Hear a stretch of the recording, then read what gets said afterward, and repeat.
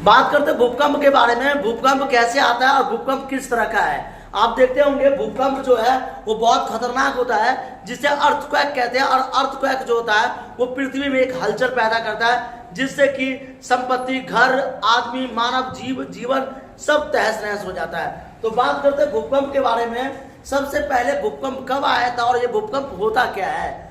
आप जानते होंगे पृथ्वी पर जब दो सतह आपस में, दो पृथ्वी की जो सेलें आपस में टकराती है उसे भूकंप कहते हैं। और ये भूकंप सबसे बड़ा विनाशकारी होता है। अनेक जीव जंतु, मानव, सभी चीज नष्ट हो जाते हैं, अंत हो जाता है उसका।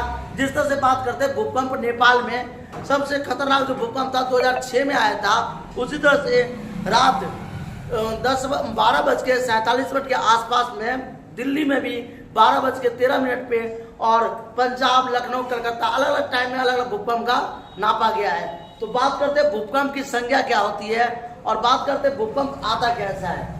भूकंप क्या होता है, जब पृथ्वी के दो सेलें आपस में टकराती है तो उसे भूकंप कहते हैं। याद रखिएगा, जब पृथ्वी के नीचे सतह वाले भाग, यानी नीचे जो होता है सतह वाले भाग, प्लेटें आपस में टकराते हैं उसे भूकंप कहते हैं। फिर आता है सबसे पहले भूकंप कब आया था। याद रखिएगा, मुंबई में आया था। वैसे तो 1618 में मुंबई में आया था, लेकिन 1634 में सबसे बड़ा भूकंप माना जाता है। भारत में सबसे बड़ा भूकंप कब आया था, यानी कि 26 जुलाई 1945 को भारत में भूकंप को नापा, बैरोमीटर से नापा गया था, स्केल मीटर से नापा गया था।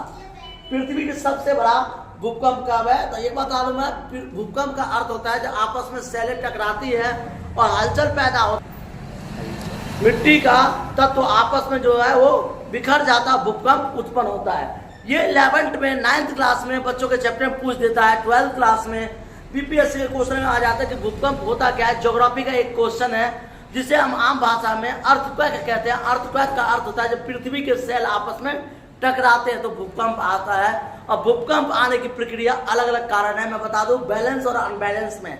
जैसे बात करते कई कई बड़े बड़े बिल्डिंग बन जाते, देखा होगा आपने।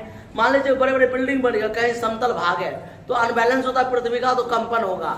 लेकिन कहीं कहीं देखा होगा आपने, जब सेल आपस में टूटता है या कहीं पे विस्फोट होते हैं, पहाड़ों को तोड़ा जाता है डायनामाइट लगा करके, तो वहां पे क्या होता है कि बड़े बड़े जब डायनामाइट लगा के तोड़ा जाता है तो वहां पे अर्थक्वेक आने की संभावना भी होती है।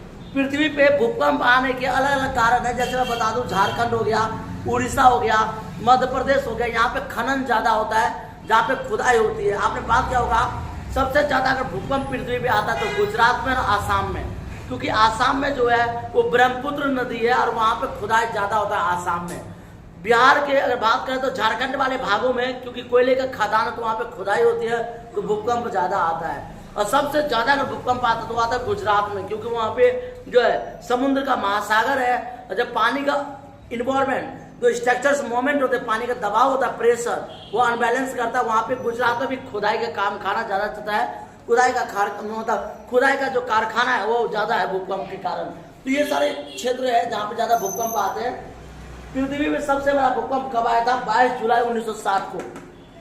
याद रखना है, 22 जुलाई 1960 को सबसे खतरनाक भूकंप आया था पृथ्वी पे। और बात करते हैं भूकंप को नापने के तरीका क्या है, यानी कि भूकंप को कैसे मेजरमेंट से नापा जाता है, कैसे उसका मेजरमेंट किया जाता है।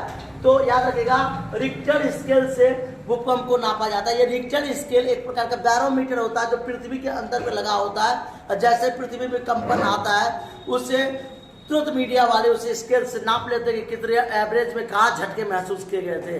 भूकंप से बचने के तरीका क्या है मैं बता दूं। जब कभी देखते हैं आप भीड़ भाड़ इलाका है, भूकंप आ रहा है, तो आप साइड खुले मैदानों में चले जाएं। ज़्यादातर घरों में ना रहे और उस मकान को ना बनाए जिसमें पिलर ना हो। अगर आप मकान बनाते तो आपके मकान में नींव मजबूत होना चाहिए, पिलर होना चाहिए जो भूकंप को कैप्चर करता है, उसे रोकता है। Thank you. जय हिंद, जय भारत।